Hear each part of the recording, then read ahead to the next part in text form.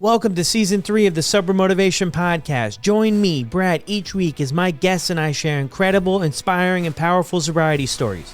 We are here to show sobriety is possible, one story at a time. Let's go! In this episode of the podcast, Mod's son shares his transformative journey from chaotic childhood in rural Minnesota to becoming a successful solo artist. He discusses growing up with divorced parents, early sports ambitions, and how he looked up to Travis Barker, which sparked his music career. Mod's son opens up about his battle with alcohol and cocaine, and the turning points that led him to sobriety, and the steps he took to battle addiction. Just passing 5 years. This is Mod's son's story on the Sober Motivation Podcast. How's it going out there, everyone? I hope things are going well. If they're not, I hope they turn around for you soon. Welcome back to another episode of the podcast. This is a ton of fun. We're almost at 160 episodes, which is incredible. I've got a lot more in store, a lot more incredible ones. I really hope you guys enjoyed this one. This was a masterpiece to put together, to make everything flow and do all those things on the back end to make the podcast really come out smooth. I want to mention, though, before we get started, if you're enjoying the show and maybe we've saved you from an expensive bar tab or anything like that, please consider donating to support the show. I do everything myself, from booking the guests, reaching out to people, having people booked, rescheduling, recording the episode, editing the episodes, and then creating some clips for social media. Sometimes we have sponsors, which is incredible, and sometimes we don't. So if you're in a spot where you can help out in any way, head over to buymeacoffee.com/sobermotivation. I'll drop that link as well down in the show notes, and anything will help out this entire process. So thank you so much, and let's get to it. It was vital in keeping me accountable. It doesn't interrupt my life. It only enhances my life. People in my program swore by it. These are just a few quotes from SoberLink users. SoberLink is not just any breathalyzer. It's the breathalyzer, designed specifically for those in recovery from alcohol addiction. How it works is simple. You'll test at the same time every day, 2 to 3 times a day. A built-in camera will take a photo during your test so it knows it's you testing. Tamper sensors will flag any attempts to cheat. And instant, easy-to-read results are sent directly to your loved ones because it's not just about proving you're sober. It's about sharing your success, establishing patterns of trust, and dispelling doubts with hard evidence. SoberLink, proof of sobriety at your fingertips. Visit soberlink.com/recover to sign up and receive $50 off your device today. Welcome back to another episode of the Sober Motivation Podcast. Today we've got Mod's son with us. How are you?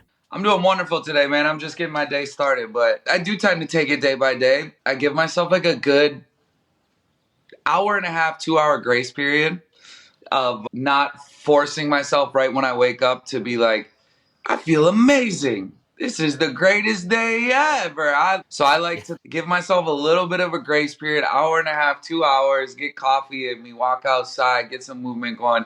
And then I kind of check in on myself and be like, all right, how am I doing today? I think I've been up about 15 minutes so far. Hey, with all that said, man, I just want to let you know I really appreciate you jumping on here and being willing to share your story with all of us.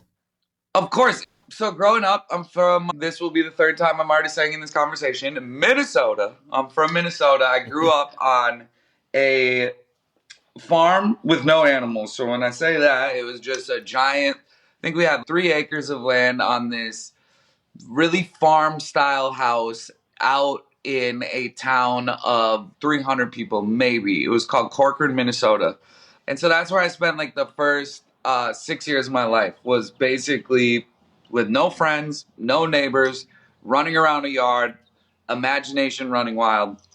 And that has been one of the things that has stuck with me my whole life. I feel like those very like pivotal years of when you are the age between 1 and 6. And so those early years, you know, when I did finally go to a quote unquote like kindergarten, and when I say quote unquote kindergarten, I'm talking because like in a town of 300 people, the kindergarten is like 3 kids. You know what I'm saying?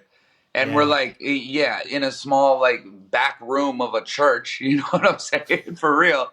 So like, bro, those are years that like really, I think helped design the entire layout and landscape of what has helped me, get to where I am a lot. And it's because I've just been living in this vivid imagination and kind of like living in a little bit of a dream world where, when you don't have friends or neighbors or other kids or anyone to be social with, like you got to figure out how to have fun on your own. And what that meant to me is like doing the things that a lot of young kids do where they're like, you watch a movie and all of a sudden I'm a superhero, you know what I'm saying? But I'm doing it by myself, and I think due to that, I've just lived in my imagination for my entire life. I'm 37 now and I still feel the same way. So those were those first years. My parents got divorced when I was 6 years old. My dad was I'm just going to preface this all.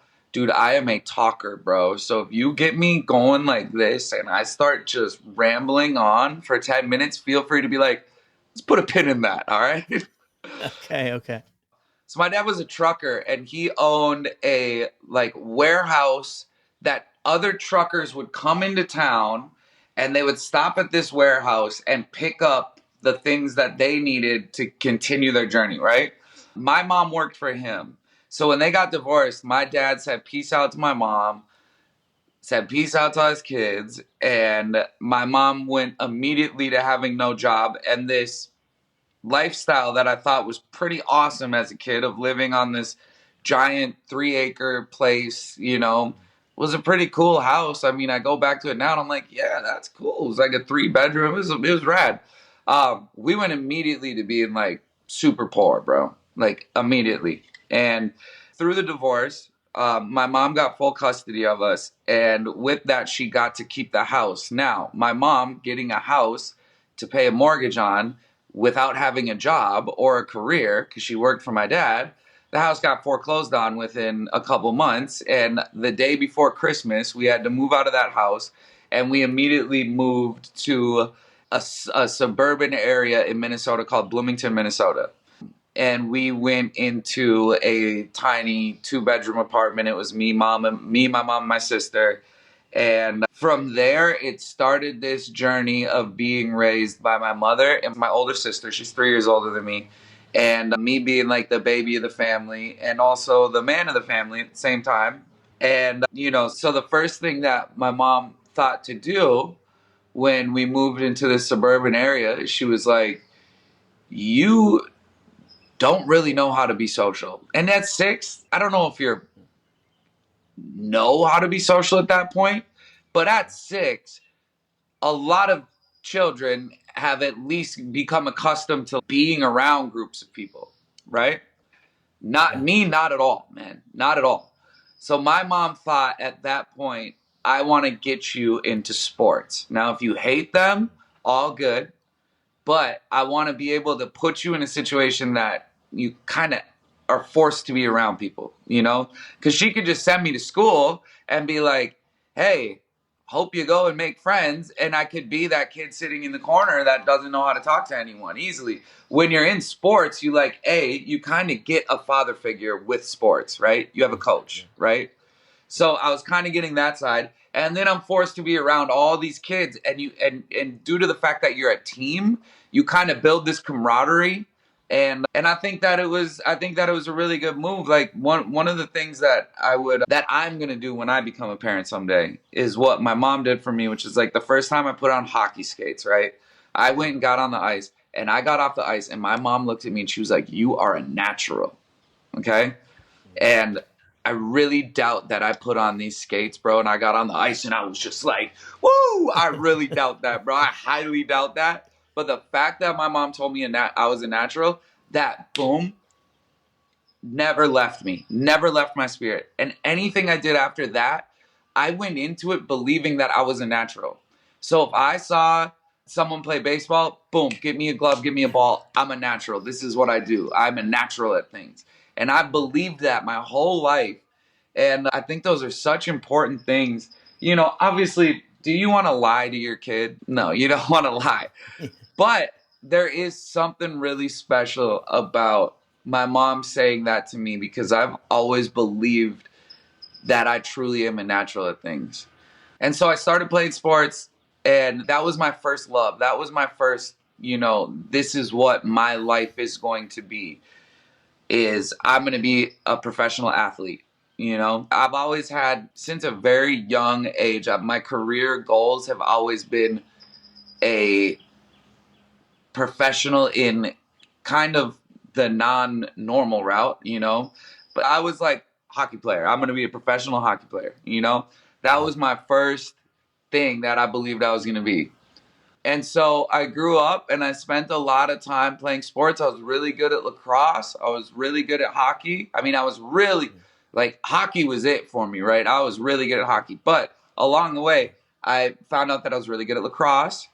And I was all right at baseball. I chose, again, just like hockey, to be the catcher in baseball, just like I chose to be goalie. Because, again, I'm a loner at heart who grew up on a farm by myself. So, of course, I'm by myself in the net. I'm by myself behind the plate. You know what I'm saying? But somewhere along the way, it really also clicked to me that if you're choosing to be a professional athlete, you get to be good at one sport. And that's it. And I knew that wasn't for me, man. I really knew that wasn't for me. I really knew that I wanted to be really good at a lot of things. And in this conversation, when we lead up to who I am now and all this, you'll see how pertinent that ideology was then and how I've utilized it now. But this is how I transitioned in life. So I'm 13 years old, dude. And I'm sitting there, and my sister's 3 years older than me, right? And this is, let's, for the sake of this one, say it's 2001, okay? And I'm sitting there, and my sister, who's 3 years older than me, I'm 13, so maybe I'm in like 7th, 8th grade. She's like a freshman, right? And she was the cool girl her whole life. She was straight A's, captain of the cheer team, hung out with all the cool kids, right? And I was always kind of the weirdo, bro. I'm not gonna lie to you. I was always very outcasty. And I'm sitting there and I'm flipping back and forth between ESPN. We're fighting for the remote, right? This is 2000, 2001, kids. This is the start of dial-up internet type shit, all right? So we're flipping back and forth between ESPN, and then she's flipping back and forth between watching the band Hanson, okay? She was obsessed with the band Hanson. And I'm looking at my thing, and it's full-grown adults that are professionals. And she's looking at her thing that are full-grown 13, 14, 15-year-olds doing their thing at a professional level. And right then, in that moment, I was like, I can see myself in these kids that are my age playing arenas a lot more than I can see myself in these 26-year-old men on the ice. And right then and there, I was like, Mom, I want a drum set for Christmas. And my mom managed to get me like $100 shitty drum set. And I sat there trying to figure it out, and it really was not happening.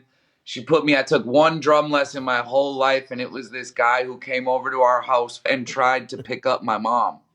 Okay? And my mom's this single mom in a household, and she was like, hey, man, I'm sorry to say, but we can't keep doing these drum lessons. That freaked me the fuck out, And I was like, all right. And so drums didn't click. And I probably went 2 years looking at that drum set in my basement being like, can't figure this shit out. And I'm still like playing sports at the time, right? But I had made the mind transition that like maybe there is something for me in music, And then boom, I'll hit 8th grade, and I saw Blink-182, and I saw Travis Barker, and I've said it a million times, I'll say it again, the coolest looking human being I have ever fucking seen in my life. Dude, tatted up, wearing Dickie shorts down to here, sleeveless shirt that drops down to here, mohawk. I'm just like, yo, this guy is gonna make this drums work for me. And so we're still in dial-up internet days, and this is the days of a platform called Kazaa. It's gonna take you a month, okay? Because also, if you use the internet, you can't use the house phone. You know what I'm saying? So my mom's screaming at me, get off the internet, go be a kid. And I'm like, okay, yeah, I guess the internet wasn't that bad of an idea. I was kind of on to something. But anyways, you could preview the amount that you had downloaded. And I would sit there, bro, like this far from the screen. And I was able to watch everything Travis Barker was doing because he's moving his hands and his feet. Whereas you're watching a guitar player, it's really hard to understand. So I could learn drums because I was watching physically him do this. And from that moment on, Travis Barker taught me how to play drums, bro, by watching everything he did, and got me to high school. So I just ran down for I'm looking. I think that was 20-minute intro. So listen, but cut me off and take me somewhere else, man. Yeah, no, I love that. Thank you for sharing all that because it definitely paints a picture, right? And you said it's going to even probably paint more of a picture further down the road. I heard in another show you did too, like you didn't have a backpack, you had a briefcase, other things, and maybe that was further in high school. I can't remember the Yeah, that was exact high time school. That frame. was high school, man. Yeah, so that was in high school. So this is where the music comes in on the scene is you watching these videos with Travis and picking up on it. I mean, that was something for you to look up to, right? Yeah. Something for you to work towards. So, I mean, where do you go from there? I mean, you start getting into high school. I mean, how do you kind of find your way, navigate Yeah, life? so high school starts, and I was raised by, like I said, my mother and my sister, okay? And a big popular show at the time was Saved by the Bell, and everyone in Saved by the Bell loved Zach Morris, and he was a quote unquote preppy, right? That was his thing. And my mom and my sister were thoroughly convinced that's the way I should dress, was I should be a preppy. And so I'm talking like all the way up until the first day of high school, I was like, dude, I was like a prep, bro, for real. I was wearing the khakis and the sweater vest and all this. And like, I see Travis Barker, and I'll never forget. When I'm coming off of summer, going into school, my mom would let us do that like school clothes shopping thing. She'd Yeah. give us like $60 to go get ourselves. $60 could kind of get you a lot longer of a way than it can now. Okay. So maybe a couple new outfits, $60. And I was like, Mom, I want all Famous Stars and Straps shirts, Travis Barker's clothing line. And I was like, and I want a pair of Dickies, and I want a pair of Vans, And I completely transitioned right there going into high school.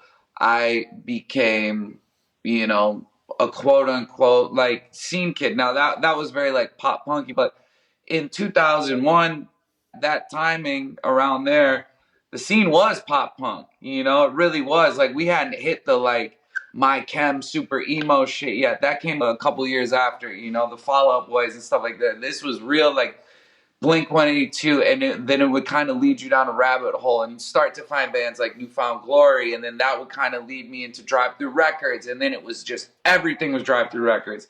And so I had to make a decision right at the start of high school where I was like slated to be. So I grew up, like I said, in Bloomington, Minnesota, and in Bloomington, Minnesota, we have a hockey, like our hockey program in Bloomington, Minnesota is where scouts from across the country come to find pros, to find people that they're like, you could go to D1 and that could lead you to professional hockey. And, I was slated to really go all the way. I really was. As a goalie, I got a lot less competition, okay? But I was the man. I was the goalie that was going to take it there.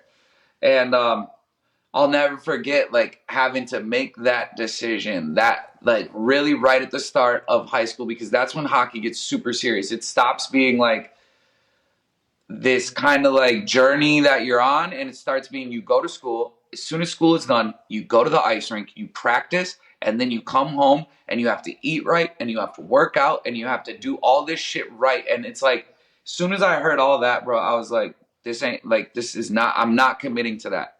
I knew there was something different for me. So I had to sit down and have the hardest talk ever with the coaches, and they were coming to pick me up and take me out to lunch and be like, you should not do this. I'm like, bro, I'm going to be an artist. I'm going to be a drummer. They're like, no, you're not. You know what I'm saying? Legitimately.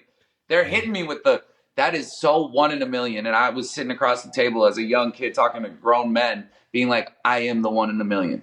Watch me, And I quit hockey, and I immediately was a skater and a drummer in the scene. And that was what I did. And there was no scene in the city I'm from at all. So I was the complete outcast. And when you said briefcase earlier, yeah, I was doing it fully outcast style. I was coming to school. This was the start of wearing girls' jeans. Oh, I got hell for that, bro. I got hell for that. I'm wearing tight girls' jeans. I'm wearing a scarf. and it's 70 degrees out. I'm wearing a scarf and I'm carrying a briefcase instead of a backpack. And I just became the complete outcast of my school. And I found some kids throughout other cities. There was like a teen center that would throw shows. And so I found that there was a few of me in these other cities around. Mm. And due to that's what the scene was. So when you understand what the scene is, I'm assuming obviously just how we're talking, but it's hard for people to really understand nowadays, like what the scene was. There wasn't other people like you in your city. So you guys went to a place where all of the yous could meet up. And that's what Yeah. formed a scene. You were the counterculture and you liked certain bands and you went to a show 3-4 times a week and you looked at Yeah. these bands that are playing to 150 kids like they were the Rolling fucking Stones. You know what I'm saying? And Yeah. that was the start of that journey. And all through high school, I was a drummer in a band. We were called The Semester. And I was super convinced that was going to be the rest of my life. Yeah. Wow. Yeah. No, I do remember those days. I was never part of it, but I do remember in high school when you get I went to, it was a fairly big high school, maybe 5, 6, 7,000 people. And Yeah. the Jinko jeans kind of come on the scene. Definitely the Vans, the chain wallets. I mean, Yep. I had a few pair of Jinkos too, but yeah, funny what you said when $60 used to at least get you an outfit at least, right? And it's Oh, for far from sure, it, bro. right? For But sure. You could get a t-shirt now. yeah, did you deal with any? I mean, this like, painting the picture there for me. Did you deal with any backlash or anything from other people that didn't understand what was going on? Oh, bro, every fucking day. Every fucking day. And not only my peers in school, I'm talking my teachers too. You know, I was looked at as the kid that was like, you just fucked up your life. You know, it was like you were a athlete jock and you were in the right group of people and you just fucked up your life. And this was the days again. So I graduated high school in 2005. And so from 2001 to 2005 when you're in high school, these are the days when, bro, weed was like, dude, it was like it was the devil. And it was like, it is not at all like it is now where you can go to the corner store. So, I was looked at as like the kid who fucked up his whole life. That being said, dude, I got the great traits from my dad.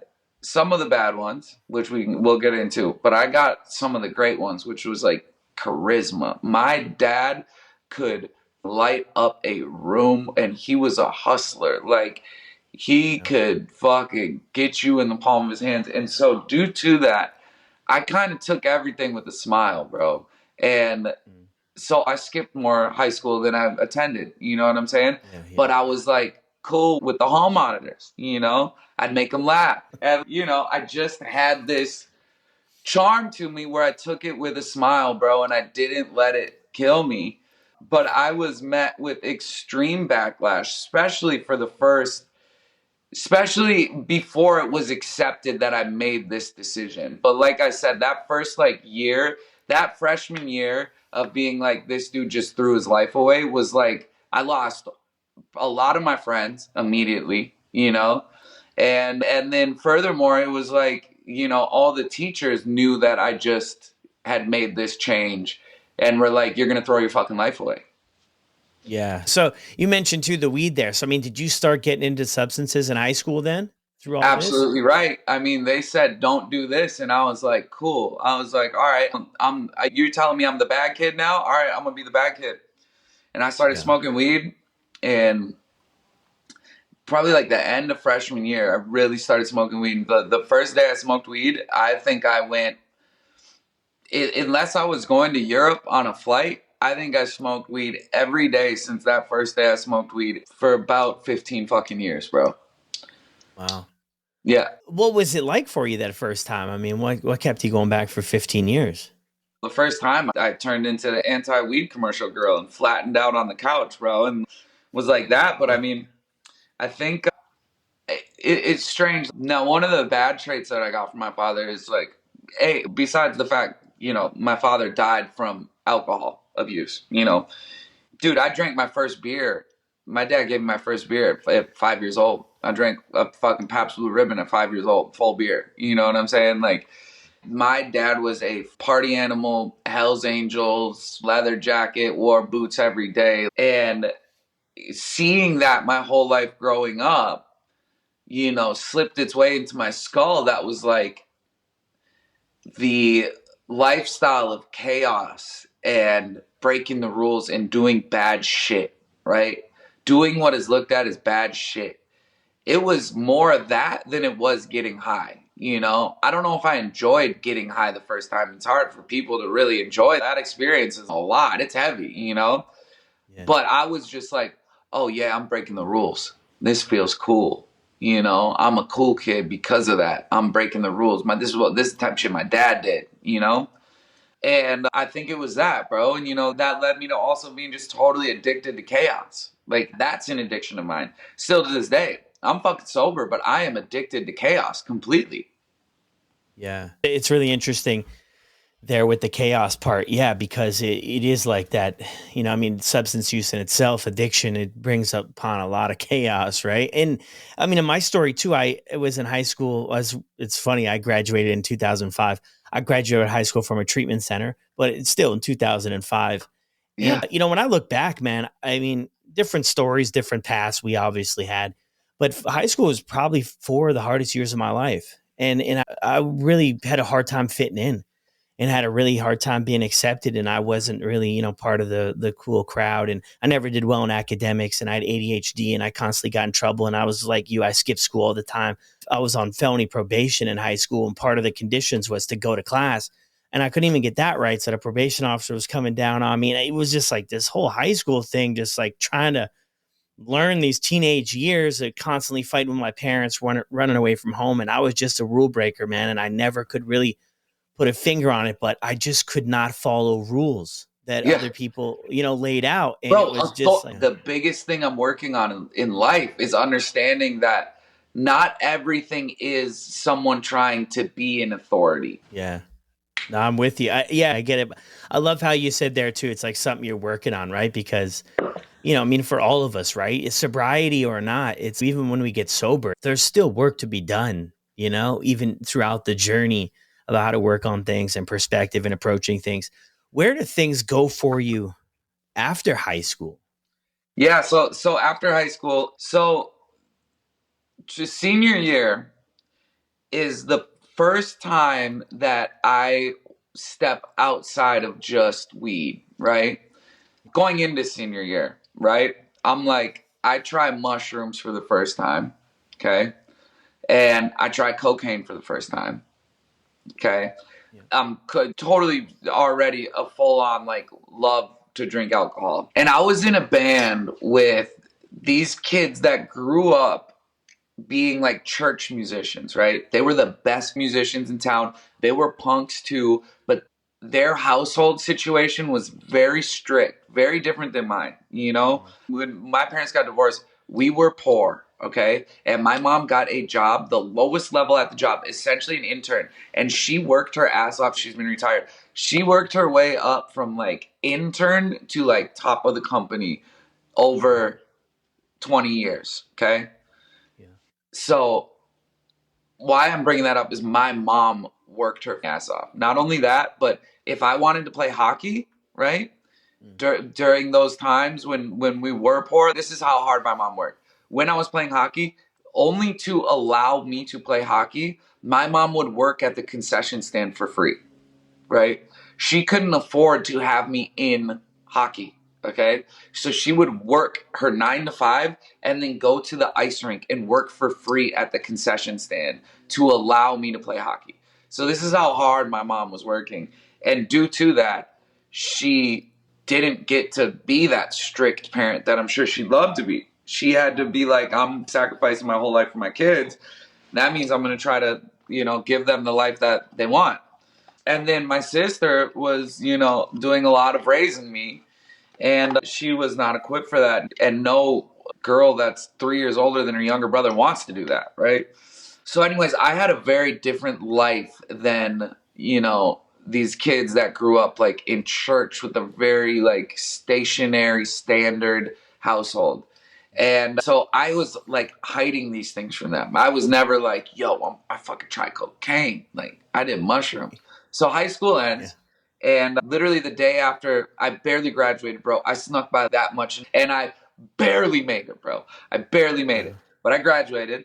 Okay. The day after my graduation, me and my band, we got in a 12-passenger van that cost us $1,000, and we went on a full tour across the country playing shows for maybe we'd get $100 sometimes, but mostly was just to go sell merch, get on stage, tell the fucking 30 kids that were at this local punk show that we have no place to stay, and go stay at their house. And that's what we did for an entire summer straight. Throughout that summer, I'm like, yo, I can't really hide the fact of this from you, but I'm playing punk shows, bro. You can see the 5 kids at the punk show that are like on the fucking like piss drunk punk shit, that are like, oh, we're getting fucked up, we got brown bag 40s, and we smoke weed, and obviously too, like we can get down the other way too, right? And so throughout that summer, I was the bad kid again in this band of really good kids. And we got back from that tour and called me on the phone, and they were like, you're out of the band. Just like that. And I was like the mouthpiece for this band. We were going to go somewhere. We for sure were. And I was the one orchestrating it all. They were much better musicians than me, but I could, like my dad gave me, I could hustle and talk my ass off, and I was getting us in the right places, And so as soon as that happened, drugs and alcohol, in retrospect, looking back at it, especially the drug part, in the early 2000s, like cocaine was like, bro, this shit ain't everywhere. And like, it's not just like where it is now. I live in Hollywood. It is everywhere again. You know what I'm saying? But these kids found out that I did like cocaine and shit, mushrooms and stuff. And they were freaked out, and they were like, dude, you're bad. You're bad. You're going to fuck this all up for us. Also, they were super scared because I was in a van with these guys, and like in my backpack, little do they know, but I got like a bag of weed, a little bit of cocaine, some mushrooms, and they're like, find this shit out. And they're like, bro, if we ever got pulled over, we'd go to jail. So I got kicked out of this band, and I immediately, for the first real deeply, went through a very deep stage of depression, right? Because this was what I was betting my whole life on throughout high school, betting everything on. I get kicked out. I go through a deep depression, and I have no money. I have no job. And I'm in my mom's garage. And growing up in Minnesota, I was, like I said, when I lived in this place called Corcoran on the farm, we lived a mile away from Bob Dylan's farm, okay? That he still has to this day, okay? And I would pass by this fucking farm all the time. My parents would be like, that's Bob Dylan's farm. It's Bob Dylan's farm. Finally, though, I'm sitting in my garage, and I see one of my mom's like CDs, and it's a Bob Dylan CD. And I put it in, and I'm smoking weed, and I'm hearing Bob Dylan for what feels like the first time, and I'm like, oh my God, this is like the person who's gonna save me, And my hero transitioned right then and there from like Travis Barker being like my idol to Bob Dylan being my idol, right? And furthermore, it set me on this idea that I could be the one saying the words and holding the microphone, right? I went from speaking with my hands and my feet on drums to being like, I'm going to really speak because I love words. I've always loved poetry. I've always loved what words do for me. I'm obsessed with music and love the songwriting style of it. And also, I wanted to be a singer my whole life anyway, but everyone told me, you can't sing. They literally would tell me, you can't fucking sing. Don't sing, I would be singing with a song that's playing through the speakers, and they're like, dude, don't sing, And then I find this guy, Bob Dylan, who I hear people all the time, still to this day, say, dude can't sing. And I'm like, oh, one of the greatest artists of all time, in my opinion, the greatest artist of all time. You're saying this dude can't sing, and he made it work for him? I was like, we got something in common. I'm going to go that route. And that put me on the path, which led me to where I am now, which is to being a solo artist that writes the songs, sings the songs, in a lot of cases produce the songs and all that. And, it took me a minute to kind of really be able to lean into who I am now, which is Mod's son, because during that time, drums kept trying to pull me back. This band Four Letter Lie that was from Minnesota that was starting to pop. They were like post-hardcore breakdowns, screaming and singing. Very like, if anyone out there knows the band Under Oath, we were very much like Under Oath, okay? And that wasn't even my style of music at all. But these guys called me, they're like, man, what are you doing? And I was like, man, I got kicked out of my band. I'm sitting in my mom's garage listening to Bob Dylan smoking weed. They're like, you're one of the best drummers I've ever seen. Come join our band. We need a drummer. I joined that band. We wrote songs for 3 weeks, got a showcase at this place called Victory Records. We went down to Chicago, played for 30 minutes in front of all these suits, and they fucking gave us a record deal. And then all of a sudden, I'm back in a band, and I'm playing drums again. And then I go throughout this journey in this band called Four Letter Lie. And we dropped 2 albums that like come out. I go to Best Buy and buy my album, boom, bucket list. Always had that, got signed to a record label, boom, hit a bucket list. Going on tours, actually playing great big shows, still making 0 fucking money, okay? Which was always, again, where I'm like, yeah, solo artist is for me, because I'm sitting here splitting $600 a night with 7 people. I'm like, I don't know how I'm going to build this into something, right? I'm like, but I could, if I was solo, I could probably I might be able to get an apartment someday, And then this journey with Four Letter Lie goes on, and the guitar player of Four Letter Lie and myself were writing a lot of the songs at the time. We dropped our second album. We went down to Chicago to talk to the label. We felt like there wasn't any interest anymore there. And on our drive back on a mega bus, which is like a fucking $10 bus ride that can take you from Chicago to Minnesota, the guitar player looks over at me and he goes, hey, man, I think it's time for me to quit this band. And I was like, if you're quitting, I'm quitting. He goes on, and he's the guitar player of A Day to Remember now, okay? And that's what he transitioned to. And I was like, all right. I was like, now is my time to do my solo career, right? So now's my time. So boom, I'm back in my mom's garage. 2 years just flash in front of me like that. I'm back in my mom's garage.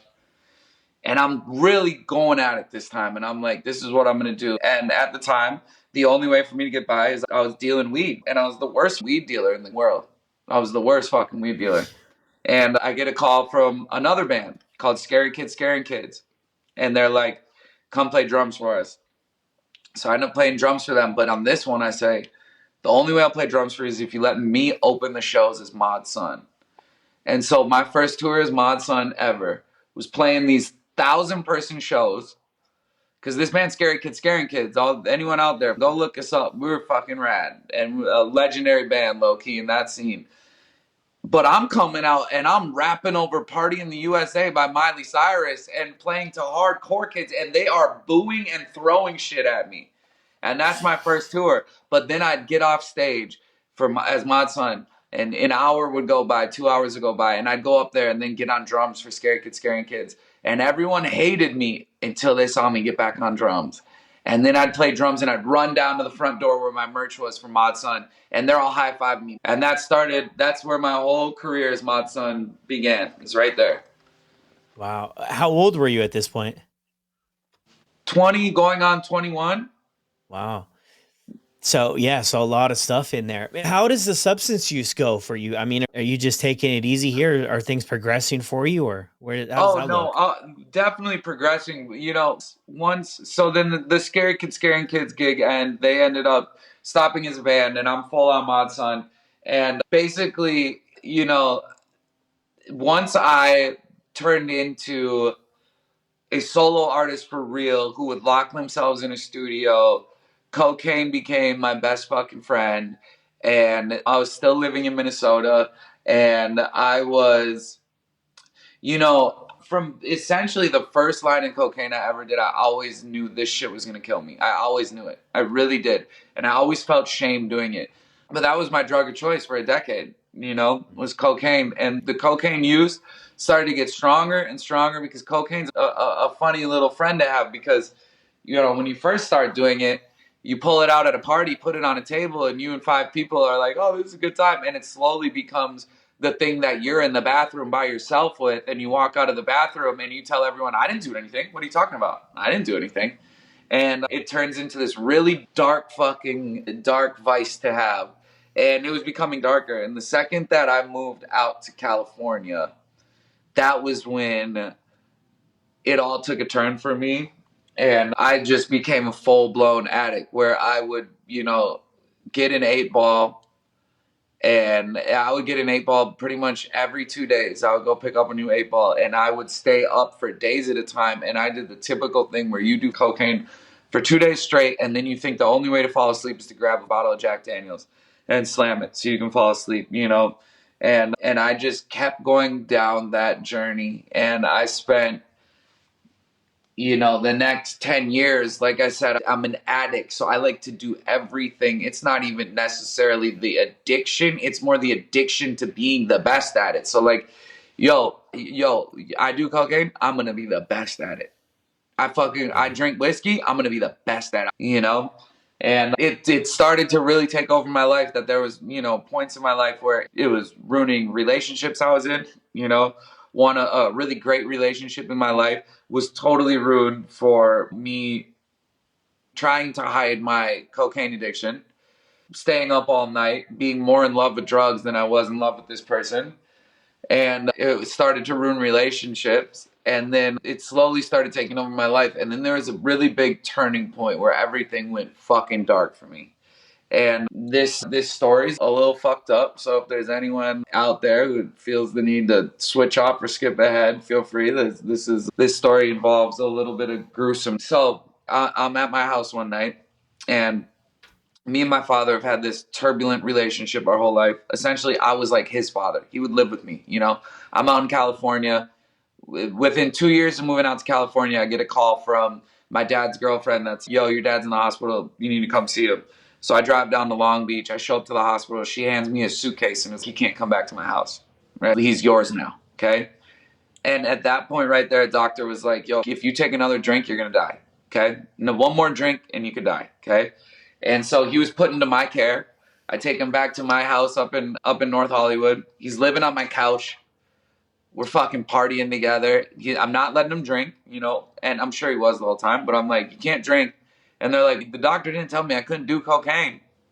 I'm like, you're right. He didn't.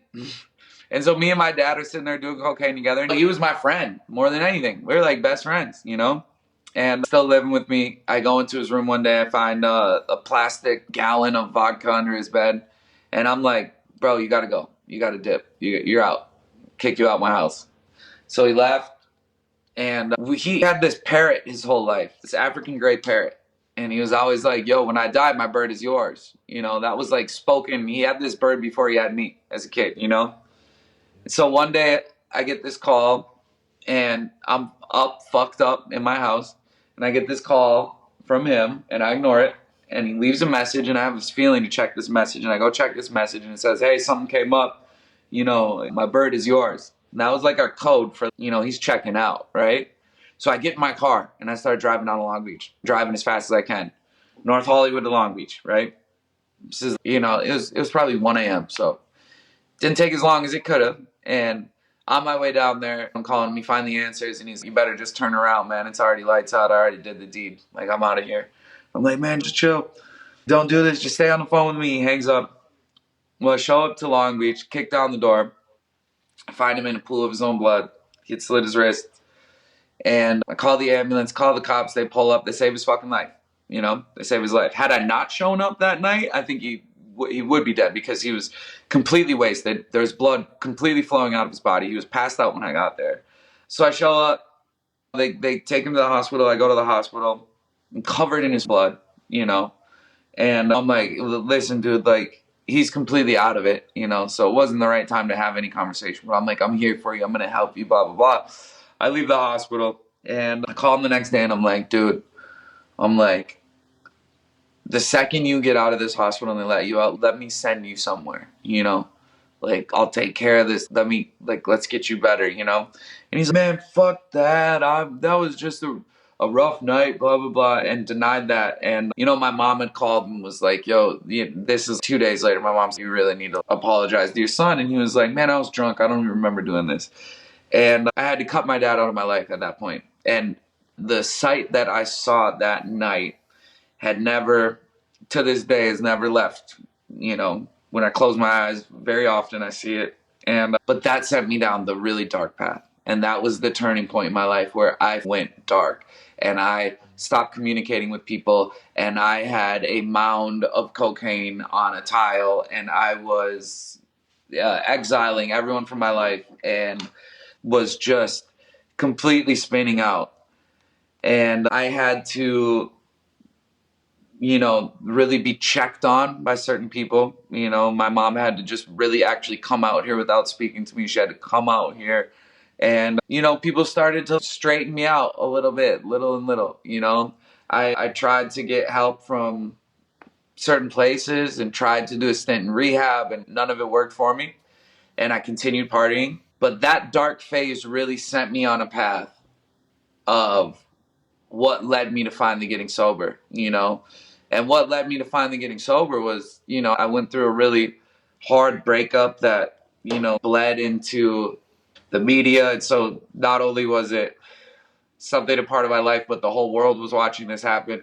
And it really fucked me up. And it can sound a little lame, but like I enjoyed the honesty of it. But yeah, the extra eyes on seeing me and in this way, like, really fucked me up, man. And I went on like a 10-day bender, bro, like a literal 10-day bender.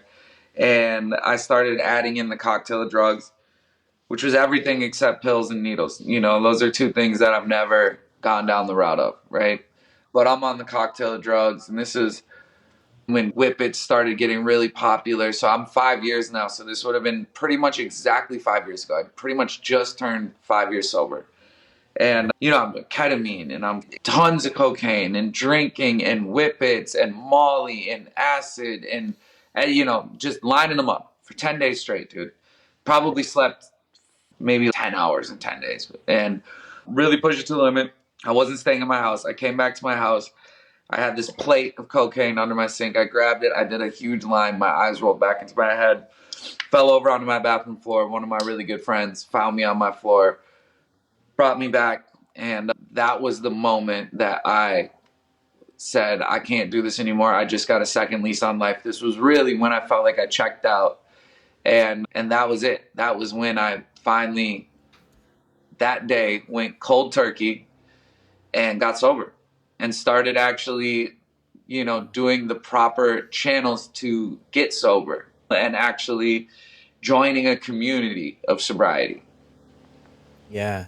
Thanks for sharing all that, man. I mean, a heavy story for sure, but it really paints a good picture of how you ended up here. I mean, did you notice as your career picked up that the usage like cocaine and partying and stuff picked up with it as well? I would say yes and no, man, because, I was always the one with it. So if anything, I was like the bad influence. You know what I'm saying? I was like the bad influence that got some of my close friends into that world, I was always on a journey to be like a party animal, bro. And so I was always, like I said, out partying everyone. So it was more like that was a goal of mine always, was to be the one going harder than everyone else. So it wasn't like I felt like this outside influence from people. If anything, I would find like a kinship with someone else who liked to get fucked up, right? Yeah. But I felt more of anything like I was the bad influence on a lot more people than they were on me. Yeah, no, fair enough. You mentioned that too there with the breakup, and then it sort of, goes all out into the media and everything. I mean, that's nothing I've dealt with at all. But I mean, what is that struggle where you have people watching sort of every move, and then when you're struggling with this as well? It makes the quote unquote like paranoia or insecurity factor completely heightened, you know? As soon as, I mean, dude, look, man, like I used to look much different than I do now. I think I've kind of cleaned up pretty well. But if you look at a picture of me from 5 years ago, I look 10 years older than I do right now, right? And, I was dating beautiful actress at the time, let's say, and I was being called like, look at this crackhead, look at this fucking drug addict. You know what I'm saying? They were able to really kind of pin it. They were wrong with the crackhead, but they were right with the drug addict. And, that became like this like heightened, really like insecurity level. Whereas I kind of had this light of confidence around me a lot of my life. I really did. I was very like confident in the fact that I'm me, no one else is like me. I believe so firmly in the law of attraction and the manifestation world and all that, and really lived that like I have this light around me and I am me and everyone loves me, you know? And as soon as that kind of lifestyle was put on me of being in the public eye in a different level of not just my fans. It's one thing when you have fans and you're in the public eye, right? Because those people essentially fucking love you, okay? It's when you're in the public eye with a bunch of strangers looking at you. Yeah. That's when it became, oh shit, I'm really polarizing, you know? You either love me or hate me. There is no in between. There's that guy's all right. It's I hate that guy or I love that guy, you know? And I mean, that made my confidence level and my security level completely change. It completely changed it, you know? And I felt like I had to live up to other people's standards now and not my own. Yeah. No, that makes a lot of sense. So May 11th, right? That's when, Yes, sir. yeah, May 11th, 5 years. I mean, what does that first day look like? Because you've been living this other life for a while before you decide to get sober. You have those string of events that maybe push you to the edge of like getting sober. But what was that first day going into it? Like, hey, this is the decision I'm making. I mean, how do you operate differently moving I'll tell forward? you exactly, man. I have this, you know, I think that my outlook on the community that this is, I think I have another take on it, which I like to share and be open to share because, you know, the community of sobriety can be scary to a lot of people. Like it can feel like there's a lot of fucking rules. Yeah, really rigid, right? Really Yes, rigid. Yeah, yes. I'm with you. And you Yeah. know, you can't do this, you can't do that. You need to do this. You have to do all this. And it's like, you know, I kind of took it on as being like the most important part is me getting sober, and how that remains is up in the air to what works for me, you know. And I'll tell you what the first day was like, man. I did something that is a kind of a no in the community, and I said, look, I've been doing this career for half my life and I don't feel fulfilled. Okay, I want to really feel like I made it. Okay, another really hard term to define, making it. You know, you have to define that yourself. Okay, making it is not something that someone can say, get here and you made it, right? Yeah. And, you know, the definition to me was definitely like, I am an artist and I want my art, I want my music, I want it to be big, man. I want the dreams that I've had to come true my whole life. I've gotten very close, but I never got it. And I made that day, that first day, what I like to call the great trade, bro. And I said, look, you know, right when I got sober, so this was kind of before I entered the AAs and the like sobriety community, because we're talking first day.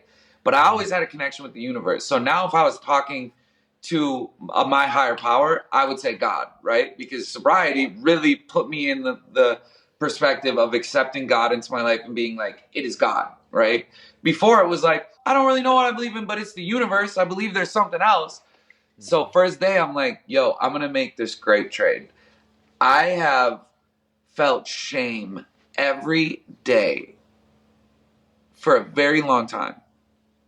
Because every line of cocaine I did, I was like, this is going to kill me. And I do not want that to be my legacy. My legacy is not to overdose. Okay? I don't want all the people that love me in this world to say he went out ODing. Okay? And I just about did that. And I have been carrying around this suitcase of shame. And a lot of it's trauma filled. This suitcase of shame. And I'm going to trade in this suitcase. And I'm going to pick up a toolbox, okay? And I'm going to fucking fix my life. I'm going to get these tools. I'm going to put in the work. But I want to make a trade with you, God. So this is how I talk now. And I want to show you that I deserve it. And I want to stop blocking my blessings by carrying this shame. I'm going to let go of this shame. And due to that, I want to show you that I'm worthy of your blessings. Okay. And you know what I want, you know, and you know, when I started my solo career, I was like, dude, I want to get, you know, I grew up in an era where it was like $1 million record deal. You would have made it. And that was one thing I always wanted my whole fucking life, dude. So that's one of the things, you know, I want $1 million record deal. I want a record deal that makes me fulfill this childhood dream that I had. And I'm not saying that this is the right way to do it for anyone else. And I'm not saying that it should be a monetary thing. This dream and goal that I had has nothing to do with $1 million. It has more to do with fulfilling a childhood standard that I gave myself, you know? And I want my career to really take off. And I want to, perform on a late night show that my dad used to take me. And I had these like bucket list of dreams that I never got. And I told God, I said, I'm going to make this great trade and I'm going to put down these drugs, but I want my blessings, man, because I've been blocking them for a long time doing this. And whether or not that's okay to do, I did that, bro. And I committed to that, to believing that my life and my fulfillment and my desires that I have, and this could be painted by anything that anyone out there wants. So when I tell this to other people, and I've found that this ideology really does help a lot of fucking people. And when I tell this to them, dude, your desire could be to have your own apartment. Your desire could be to get married and to have a family. That could be your great trade, okay? But I asked for something in return, okay? And that's what I did on the first day, is I said, I want something in return because I'm going to put in the work and I'm going to do this. And I know this should be a self-fulfilling prophecy. To get sober is to change your life. But I don't think it's a problem to ever ask for something as well. I don't, And look, man, like if I had never had those things happen at this point still, it wouldn't cause me to go in a cycle to be like, man, I'm going back to this life. I didn't get it. I would believe that it's always coming, Yeah. And on that first day, that's what I did, is I said to myself, I'm making a great trade and I want to see my dreams come true because I know that I have been blocking my blessings and I've been telling you that I'm not worthy just by having all this shame built up. And I've been telling you that I'm not worthy of the blessing. And I put in the work and sure enough, like these things started to appear in my life, bro. And I accredit it all. I am a career-oriented person. I am a workaholic. I may always be like that my whole life. I don't know, I don't know where my journey goes in where the levels of importance go. Yeah. But what I chose to have, I saw my career go from this to this, bro, by getting sober. And without doing that, it would have never fucking happened. Yeah. I mean, I love that the way you put that about you set this goal out there of your childhood dreams of these goals you want to achieve. And what I'm thinking about when you're sharing that too is if you are to achieve those, sobriety is probably going to have to be in the mix to get to that level. So, I mean, I think that's incredible. And not only that, brother, but I was handed those things. And at my place right now, okay, I am indebted to you, God. I will never go back. And again, bro, these are all things that people have to tiptoe around when you're talking sobriety. I don't do that. I am totally fine if you have viewers out there that are like, bro, you are saying some shit that you should not be saying, right?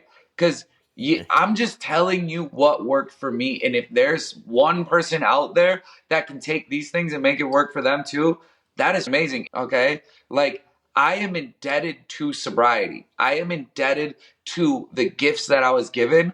I will not go back. I am dedicated and I am fully indebted to the fact that I was given the life that I always wanted because of sobriety. Yeah. And for sure. And furthermore, here's the other, caveat to that statement that you just asked of what was the first day like. I can tell you exactly what the first 30 days were like. And here's another thing that people would probably say not to say is that, dude, I told myself I am going to go out every single day for the next 30 days sober. I am going to go to all the places that I would go fucked up. I am going to go out to bars. I'm going to go out to parties. I'm going to stay up late. I'm going to hang out with all the same people. Okay? And I am going to build up the discipline. And I'm also going to be fully convinced in my head that getting sober doesn't mean having less fun. Okay? I am going to build that up. And yeah, listen, man, I got great discipline. But you know what? Addicts have great discipline. Yeah. If you can fucking dedicate yourself to getting fucked up every day, you can become president with that discipline. Okay? There Yeah. is no discipline like an addict has. Period. I will go to my grave believing that. The amount of discipline it took for me to every day go meet up a random plug off of La Cienega in a parking lot at 3 a.m. and go stop at an ATM to get cash and trade it to him in a sketchy ass parking lot for a little Ziploc bag. Bro, that is discipline. You Yeah. transfer that to something else, that ain't shit you can't do. And so I fully believe that part of my ability to be the voice that I have to people that follow my journey of sobriety and have been able to help out, because I am not a person who's been closed off about this journey, and I have people come up to me at every show I play. I have people send me messages every day, and I have comments on anything I post that are like, you helped me get sober. Okay. And it is because of things that I've said. I would go out and I would be standing next to my best friends who are holding bottles of Jack, doing whatever, and I'm sitting there with a Shirley Temple, and I'm having more fun than all of them. Yeah. I did that every day for 30 days. I went out and did that. It's that point too, right? Because a lot of people, when it comes to sobriety, a lot of people are worried that the fun is over, the fun is done. I mean, was there a mindset shift that happened with you to where you went into those situations? Because for me, a big thing is this, right? Making a decision changed everything for me, because I lived in this like indecisive world, on the fence. Maybe I'll get sober. Maybe it's not that bad. Maybe I'll Oh, figure this out. Maybe I'll do yeah. something. But for me, the most powerful thing was like just deciding. And once I decided, I figured out that my problem wasn't really the drugs or alcohol. That wasn't my problem. My problem was what I saw in the mirror. And once I figured that out, yeah, I was okay to be around, alcohol, because that was, in my mind, I was like, that was never my problem. I had internal stuff going on and I was dealing with a battle inside. So I'm wondering if in that 30 days or in that, first day or somewhere in there, man, you just really truly made that decision. I mean, from you sharing it, it sounds like you did make a decision that you're going to do whatever it takes to not go back to what was. That's really interesting what you said about decisiveness. I really enjoy that, bro, because I can fully relate to that, of being in between stages a lot, and being in this constant phase where you're not putting a slate down of like who you are, and constantly being in phases and cycles like that. That's heavy to me, bro. I really like that. I mean, beyond that, you know I think the first mind shift that I had was when I'd simply be in public and someone would offer me a drink and I'd be like, oh, I don't drink. And they'd be like, I drank with you. Oh no, I'm sober now. Yeah. And seeing someone's face go, that's pretty cool. Mm. And understanding, oh shit, dude, I thought fucking drugs made me cool. I thought getting Mm. fucked up made me cool. Mm. You're telling me sober's cool? Wow. I mean, that changed my whole shit immediately. That was the most immediate change. Sober's Yeah. cool? I had no idea because I've never given it a shot. And I might Yeah. have been the other guy, that would see someone sober and be like, oh, they ain't this one. And as soon as I found out, people go, hey, that's like respectable. That's cool. And you're in a bar right now? You can do that? Oh, yeah, I can do that. Wow. Yeah. Good for you. I was like, this is a whole new journey for me. Sober's Yeah. cool. Sober Sober's is cool. fucking cool. I And, love that, man. and, It, and you know what? Sober is sexy. For real. yeah, 100%, man. Yeah. I didn't know these things. And that was my first big mindset shift. Yeah. Because not only do you get the fact that this person's having a good time and they don't need anything else, they're living life a lot different than me. These kids out in Hollywood think, what do they call it? Social lubricant, right? Yeah. Ah, man, I have this social anxiety until I get a couple drinks in me. This guy doesn't have that at all. He's fucking the life of the party right now. That's cool. So that was my first big mind shift. The second one was the thing I was most in fear of. I thought that the chemical and the substance abuse and the alcohol, I thought that was what made my art. I was so scared I wasn't going to be able to make music, paint, write books. I have 6 books out. I've made a lot of songs putting cocaine in my nose and slamming whiskey. And I'm like, this is what's got me here. Oh, I figured out real quick. Oh, I'm so much better. I am so much better without it. Not only that, I'm focused. I'm not sitting here tweaking out, walking around the room trying to do 6 things at once. I can sit here and be focused on one thing. And if I'm focused on one thing instead of 6, I'm doing one thing really well and not 6 things decent. You know? Yeah. It was a big mind shift, bro. I realized, holy shit, I'm way better like this. And then I really enjoyed what you said about the decisiveness, about being like, this is a clear decision. It's not, am I going to get fucked up tonight? Or should I not drink tonight? Or do I feel like shit today? That question mark kind of disappears. It becomes like a statement with a period, right? Yeah. I am this, you know, and this is my journey. I might have hard times getting through today, but this is my choice. Yeah. Even in your share that you had there for your 5 years, right? You said in there, I saw on Instagram too, that the last 365 days might have been the most challenging, right? Mm-hmm. Yeah, absolutely, bro. I mean, there were times for me in the last 365 days where I didn't succumb to saying, man, I think I will get fucked up tonight. I never did that. But I definitely said, man, I am going through a lot right now. And I can only imagine what it would be like if I could escape from reality for a second. And I romanticized that thought slightly, you know? Like I said, I'm dedicated to this path. And I didn't sit there with a bottle one night and be like, should I do this? I never did that. I never got in front of someone doing cocaine and looked at that line and really was like, shit, man, should I? I never went there. But I romanticized the thought of what it would be like to escape reality for a second, you know? Yeah. And quickly would be able to realize, dude, I love being in control. I love being in control of my body. I love it. I can't imagine all those times where I would go years without being in control of my body or my actions or my thoughts. I love to be like there. If I'm feeling this way, right? I could be feeling like shit. If I'm feeling like shit, it is not because of something I put in my body.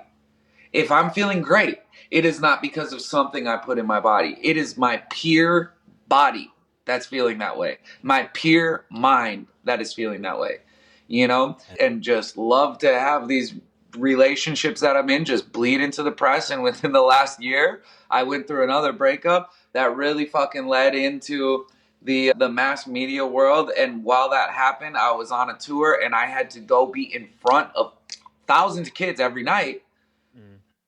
And all the while they're knowing what is going on in my personal life.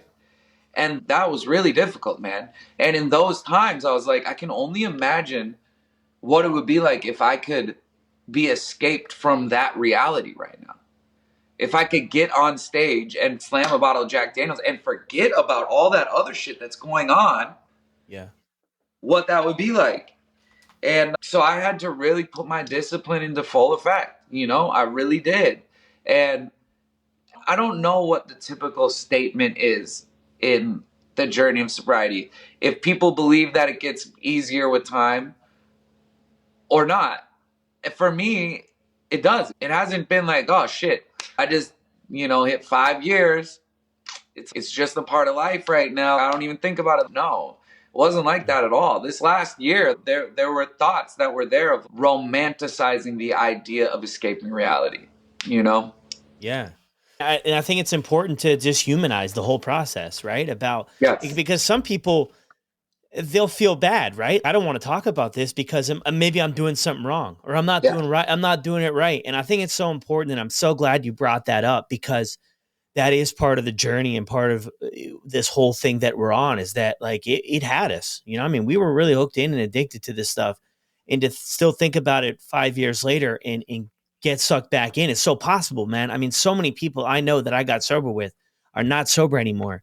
And because they got back into this way of thinking. But I think it's incredible that I mean, you catch yourself, but normalizing that whole thing so that people that are sober for 5 years, and if they're struggling, can't make people feel bad for wanting to go back to what works so well. You know, that's when I look at my journey with alcohol and with drugs. I mean, the craziest part of all of it is it worked so well. And then there was a part at the end where it didn't work anymore. It Oh was my God. causing a lot more Yeah. pain than the relief it was providing. But I can't take away that part where it really did solve a lot of my problems. And then, you know, further down the road, it created more.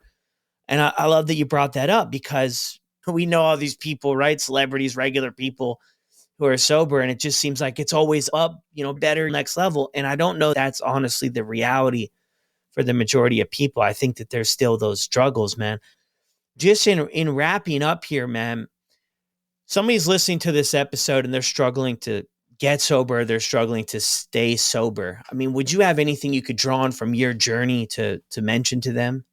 I mean, absolutely. And I think like I definitely touched on a few of them already, which is it's okay to believe that you can get something out of being sober as well. I really do.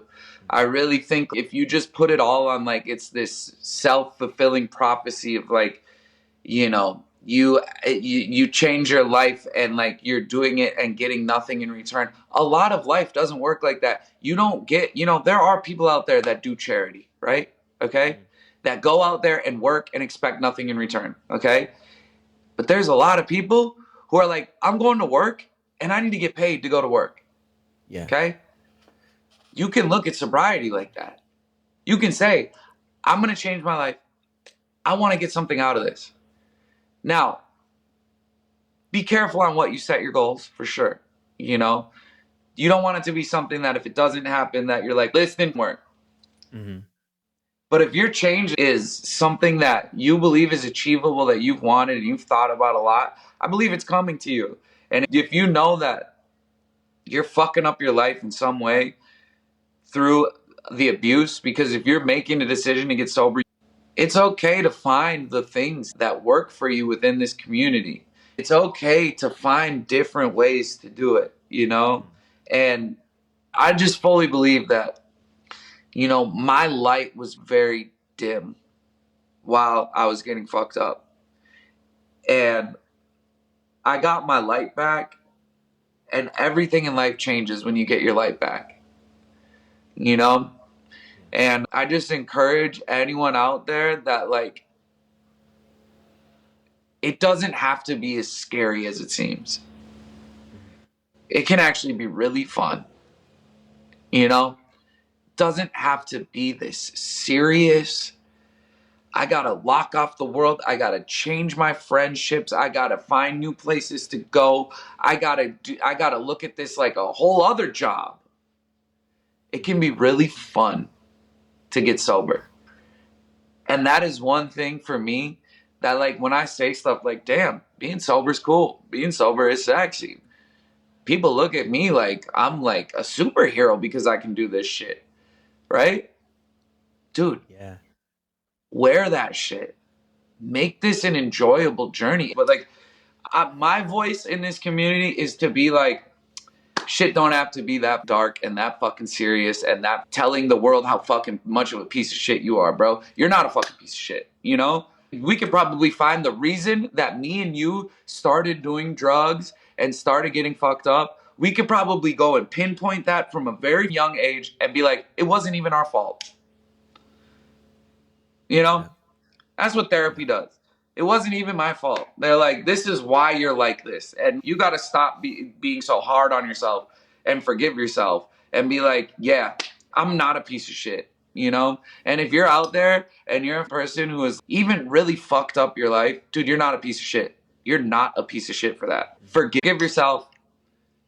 Being sober can be cool. Being sober can be a fun journey. And it doesn't have to be so dark and serious, man. Yeah, beautiful. What a great way to end it. Thanks again Mod, man, incredible conversation. Dude, thank you for having me, brother. You're great, man. I really appreciate you having me on today, dude. Yeah, 100%, man. Well, there it is, everyone. Another incredible episode here on the podcast. Huge shout out to Mod Son for jumping on here and sharing everything with us. Thank you guys for the continued support here on the show. If you enjoyed this episode, send him over a message on Instagram, and I'll see you on the next one.